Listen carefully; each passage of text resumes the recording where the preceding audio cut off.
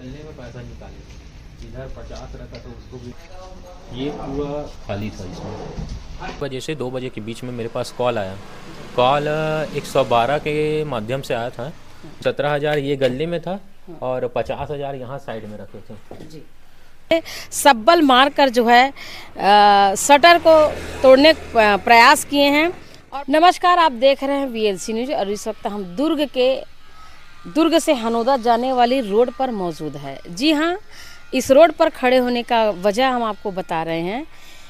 ये एक दुकान है महेश्वर स्टील ट्रेडर्स के नाम से, जहाँ पर बिल्डिंग मटेरियल सप्लाई का काम किया जाता है। यहाँ आधी रात में चोरी की वारदात हुई। चोर ने चोरी किया है। क्या चोरी हुआ है? चोर ने चोरी की वारदात को जिस तरह से अंजाम दिए हैं, उससे ये लगता है कि चोर ने पहले इस स्थान पर रेकी किया है, क्योंकि ये जो रोड है पूरा सूना रोड है, दुकान भी बहुत कम है और यहाँ पर चूँकि निर्माण होना है तो उस दृष्टिकोण से यहाँ पर जो है बिल्डिंग मटेरियल सप्लाई का दुकान यहाँ पर है।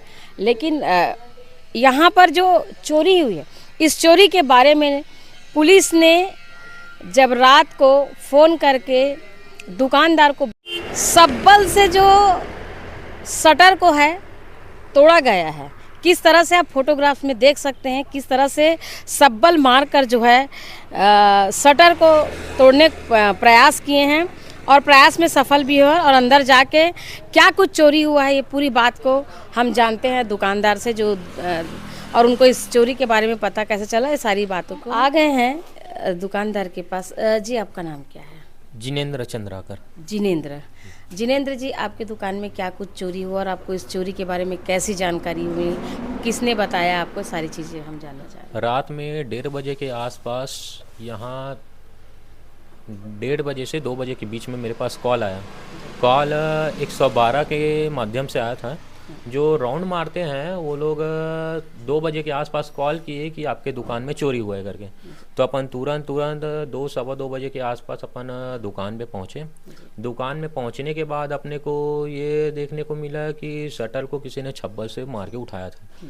उठाने के बाद उसमें ईंटा रख के छोटा सा गैप छोड़ के पतला दुबला आदमी घुसा यहाँ, और घुसने के बाद सीधा यहाँ पैसा में हाथ मारा था गले में करीबन 17,000 ये वाले गले में था। 17,000 ये गले में था और 50,000 यहाँ साइड में रखे थे जी। तो टोटल 67,000 रुपये गायब हुआ था यहाँ से। तो आपने ताला चाबी लगा के रखी थी कि नहीं? हाँ, ताला चाबी सब लगा था।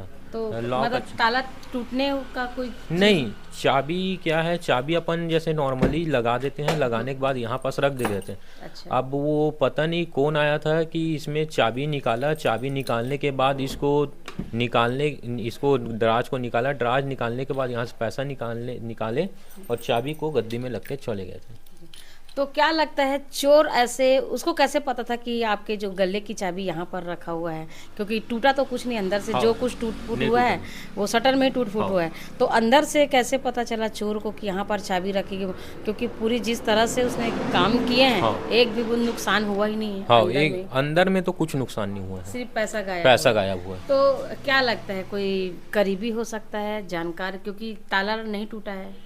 अभी देखा जाए तो 1 महीने से मैं देख रहा हूँ कि बाहर में कई लोग आते थे, आग वाग तापते थे, पीते खाते थे और शटर का जैसे चेक वेक करके जाते थे। 1 महीने से करीबन मैं देख रहा हूँ इधर। तो आपके भी शटर को देखे थे क्या? हाँ, देख के जाते थे यहीं पास बीच में ना। हाँ। 1 महीने पहले का बात है। आगे वागे जैसे ठंडा होता है ना, तो आगे वागे तापते बैठते रहते थे यहीं पर आपके? हाँ, यहीं पास। हाँ। तो आपने कुछ मना नहीं किया कि भाई आप नहीं, वो तो रात में 12-1 बजे के बाद करते थे और सुबह पता चलता था मेरे को। अच्छा, कि लोग यहाँ पर लोग बैठते हैं। अच्छा, तो आपको उन्हीं लोग के ऊपर शक जा रहा है? हाँ, शक उन्हीं लोग के ऊपर जा रहा है मेरे को। तो आपने कभी इसमें एक्शन नहीं लिया कि भाई दुकान के सामने आप लोग आग ताप रहे हो, आप अपने घर के पास जाइए, फिर दूसरी जगह बैठ के पुलिस को दिए थे? नहीं, इसको नहीं दिए थे, क्योंकि इधर तो 112 घूमता था और आज तक तो ऐसा घटना हुआ ही नहीं है ना। आज ऐसा हुआ कि पहली बार ऐसा टाइप का घटना सुनाई में आ रहा है। तो अभी का जो माहौल है, फिर आपने क्या किए? अभी तो FIR वगैरह करवाए थे। अभी हाँ, लिखित में सूचना दे दी है, एफआईआर करें, और अभी देखते हैं अब क्या होता है कार्यवाही। तो लगभग कितना अमाउंट गायब हुआ है? लगभग 17 और 50 67 हज़ार रुपये गायब हुआ है यहाँ से। 67,000 67 हज़ार रुपये गायब हुआ है। तो इसको आपने अपने दुकान पे सीसी कैमरा लगाए थे क्या? नहीं, सीसी कैमरा लगाए नहीं थे, बट क्या है, अभी लगाएंगे करके बात चल रहा था, लगाए नहीं थे सीसीटीवी कैमरा। जी।